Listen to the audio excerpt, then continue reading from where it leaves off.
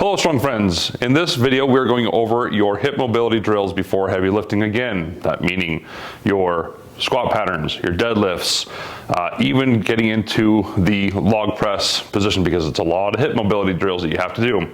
Your yoke carries and or farmer's carries patterns. So let's get to it. We've got 5 different movements for you right now.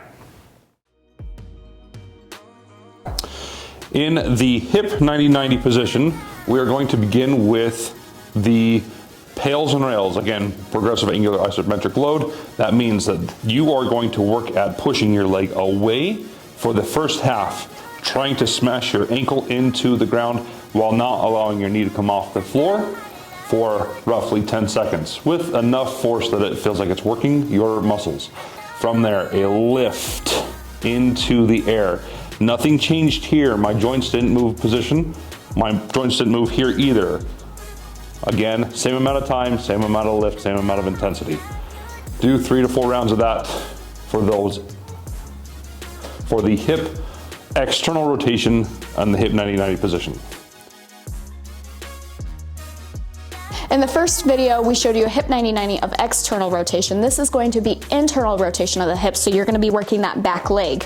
From here, you're going to start pushing your heel into the floor with enough force that you're feeling the muscles around the hip joint actually work. You're going to hold that for about 10 seconds, and then you are going to lift as high as you can for 10 seconds. You might feel a cramp, that's totally normal. To the best of your ability, try not to lean forward when doing that, and lift. Do about 3 rounds of this for 10 seconds. In this position, you're going to be on your side. You're doing a glute external rotation activation. This kind of feels like the Titanic paint me like one of your French girls positions. So top leg is going to go behind the lower leg by the calf, by the ankle. This one you're trying to lift and hold and put a contraction into that tissue. We start to say about 5 to 10 second holds per repetition and then drop. Lift, 10 second hold, drop. You're getting a lot of blood flow to these with these positions, and you're getting better at actually activating posterior capsule tissue, glute max, glute med, that type of tissue, okay? There we go, both sides. This exercise, we are going to be warming up those hip flexors. You use those a lot in deadlift, squats, carries. So with this one, you're gonna get a mini band. Or if you don't have a mini band, you can do it without, but it's better with a band. You're gonna lay down, keep both toes up towards the ceiling, try not to let one turn out or in.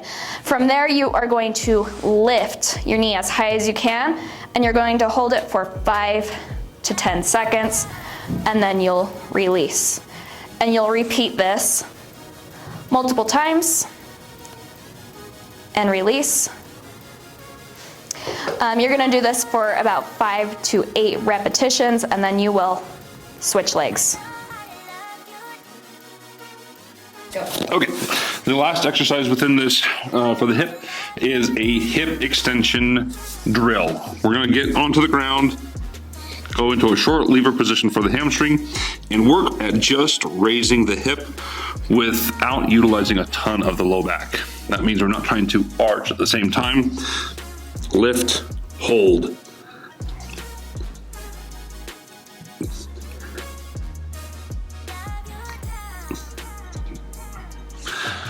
Do this on both sides, run through 2 sets of 10, you'll be just fine to get going from there.